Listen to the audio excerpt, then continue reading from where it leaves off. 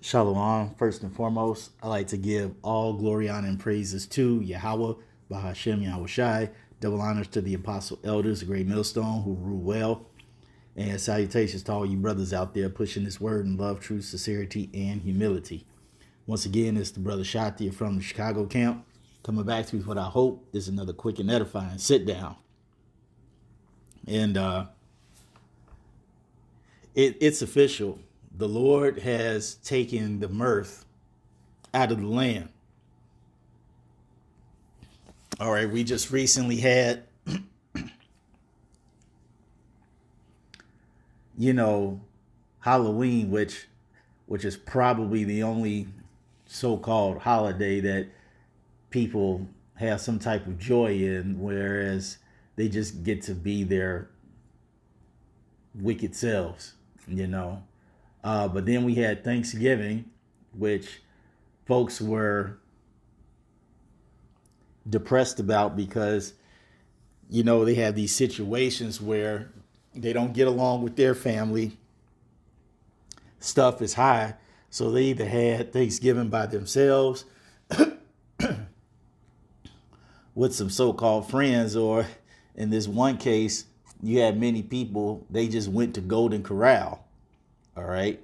Now, whether Golden Corral was having a special, you know, who knows? That's might be a reason why a lot of people went, but a lot of people were posting that they don't get along with their family and prices are too high to do a dinner. So it's like, what's the purpose of making a dinner that costs a lot for people you don't get along with it and just don't care about? So they went to Golden Corral.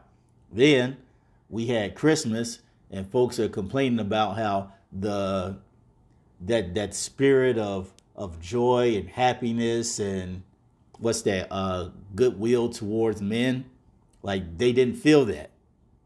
They said it just felt like a normal day, warm, no snow, no singing, no fa la la la la. I barely even saw the Salvation Army Santa outside. I don't even think I saw one Salvation Army Santa outside. You know, they was rolling deep back in the day. Didn't see them. Folks all stressed out just trying to get a one gift for somebody, let alone a couple of gifts. I just did a video where this brother smoked his own sister. And it was all over Christmas and Christmas gifts. And then you got New Year's, New Year's Eve into New Year's Day. Man, there were a lot of people getting into car accidents, getting hit by cars, and folks just getting beat up. All right. Because it just so happened I had to work at my gig overnight and, you know, picking up different folks, you know, from these events. And you can just see that it's not the same. All right. Around 2:30, 3 o'clock, downtown was like it was like a ghost town. Like you wouldn't think that there was a moment where this place was packed like it was a rush hour on Monday. I remember the New Year's Eves in the past, cars were constantly on the streets, all the way up to like 5 o'clock in the morning. I mean, granted, the bars close at 4, very few close at 5, but for the most part, you didn't really see too many cars on the street after about 2:30. And I was like, damn, I have never seen a New Year's Eve, New Year's Day like this. And I was like, call Halayim Yahweh Bashem Yahweh Shai.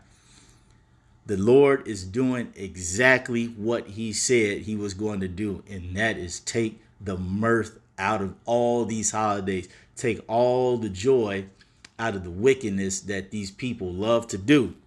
And so I'm going to just go into this Jeremiah 16 for a little bit. And then I'll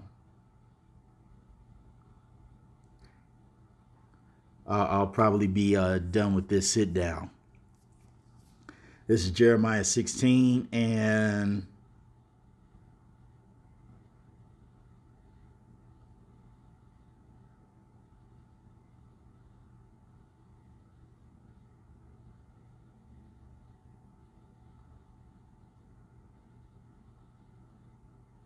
Man, I almost want to start at 1,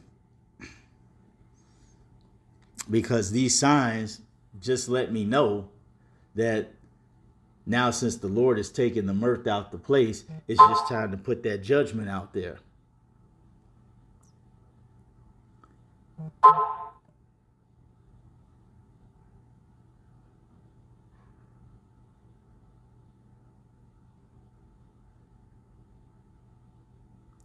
I'm gonna start at 1 and end at 12. Jeremiah 16, it says, the word of Yahweh came also unto me, saying, Thou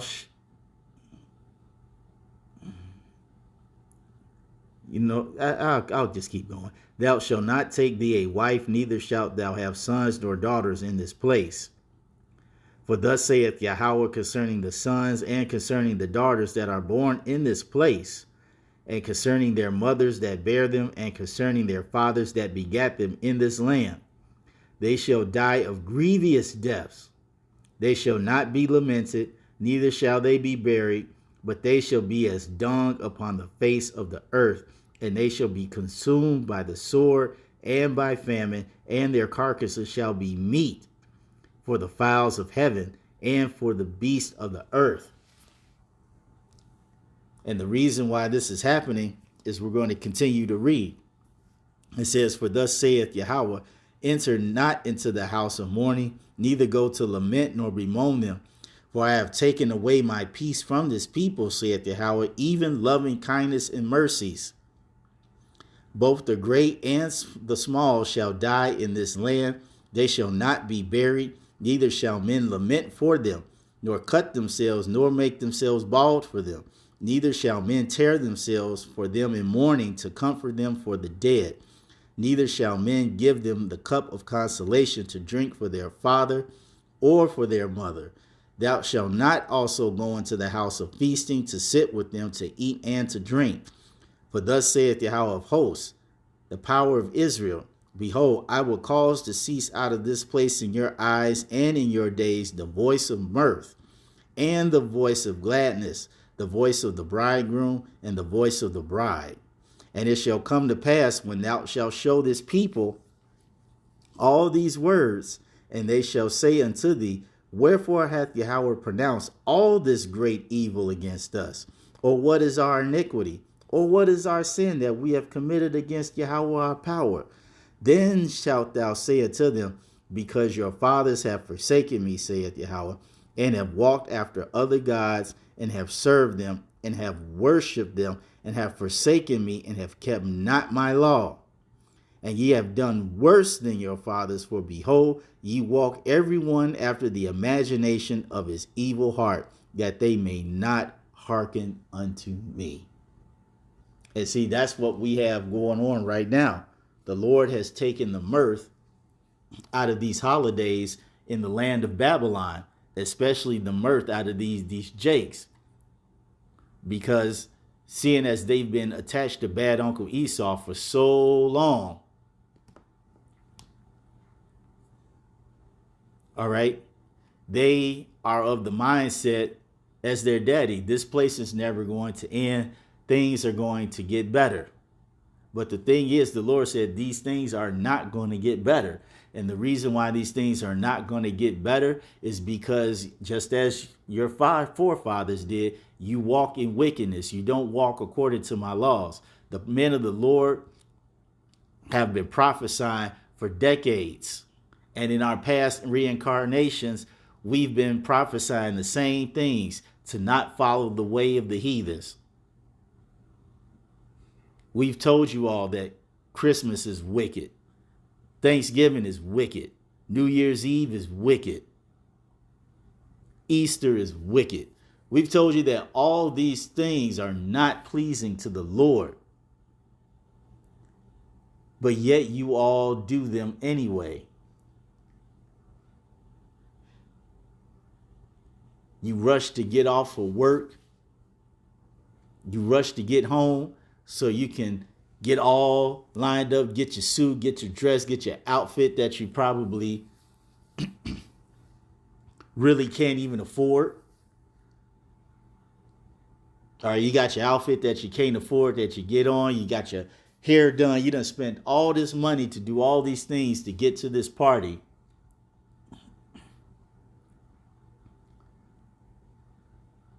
Just so you can drink, be a whore, be wicked, talking about how I'm going into 2023 with my resolutions. I'm gonna do better. I'm gonna leave I'm going into 2024 with a new perspective, with new resolutions. All right, you're not supposed to be celebrating that wickedness. And we've been telling you this for years, but as the scripture says, you hearken not. And that's why the Lord said, now I got to jack you up. But before I jack you up, I'm going to take all this happiness, all the joy you get from doing this wickedness, I'm going to take it away.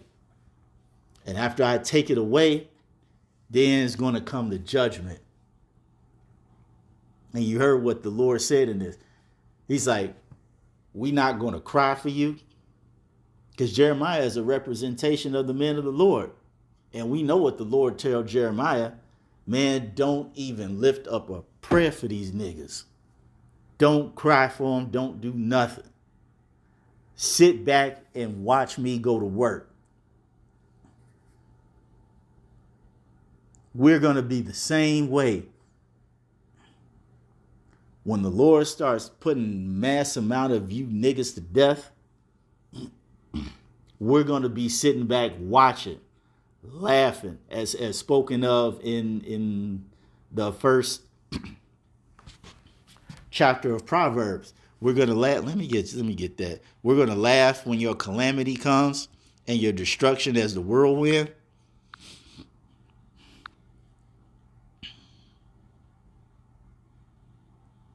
It says, Proverbs 1:26. I also will laugh at your calamity. I will mock when your fear cometh. When your fear cometh as a desolation, and your destruction cometh as a whirlwind, when distress and anguish cometh upon you. And what's all this fear, this desolation, this distress, this anguish? The four sword judgments that we just read in that Jeremiah 16. Let's get back to that.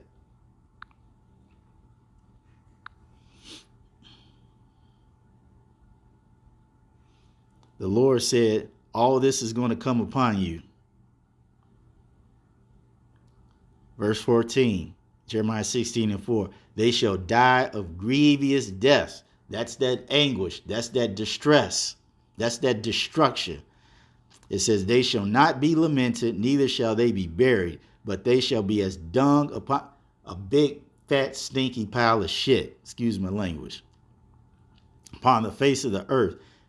And they shall be consumed by the sword and by famine, and their carcasses shall be meat for the fowls, birds of heaven, the sky, and for the beast of the earth.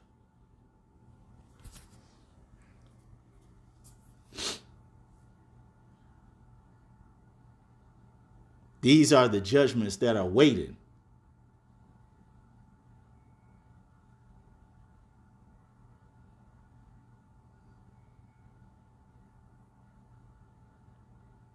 These are the judgments that are awaited many people in the year of 2024.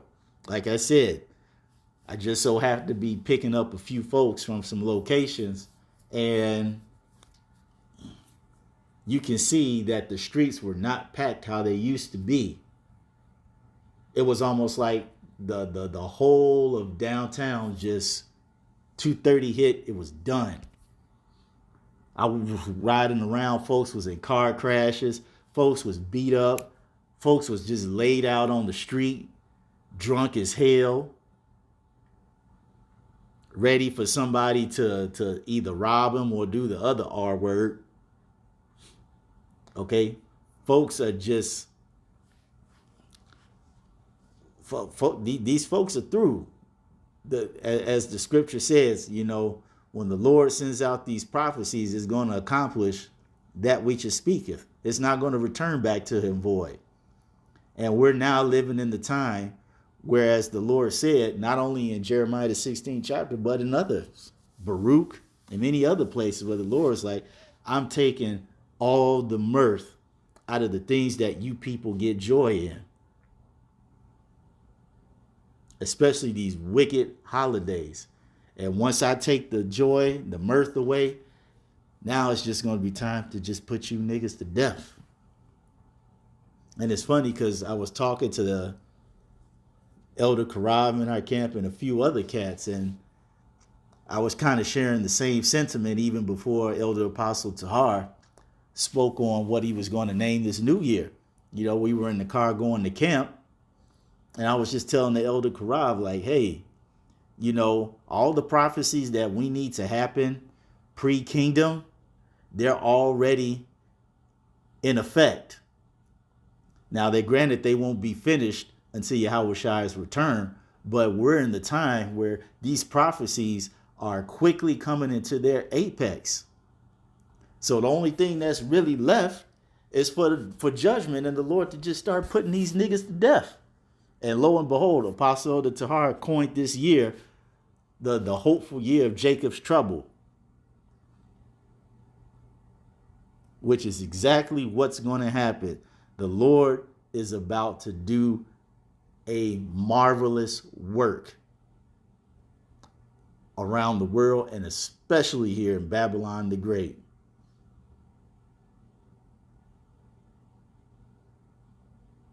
I just pray, as I hope many other brothers out there are also praying, is that, hey, we on the right side of judgment.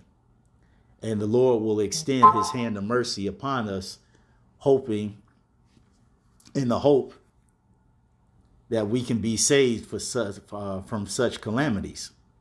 So that's all I wanted to say on this. I hope you all ratified. To the next time, we're going to say Shalom.